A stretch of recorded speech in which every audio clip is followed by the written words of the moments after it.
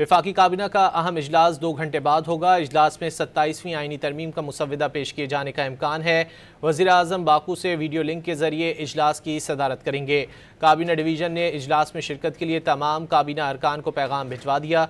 काबीना अरकान को दरख्वास्त की गई है कि वो ज़ाती हैसियत में इजलास में शिरकत करें। इजलास में 27वीं आईनी तरमीम का मुसव्वदा मंजूरी के लिए पेश किया जाएगा। पीपल्स पार्टी के तहफ़्फ़ुज़ात पर गुज़िश्ता रोज़ वफाकी काबीना का इजलास मुलतवी कर दिया गया था।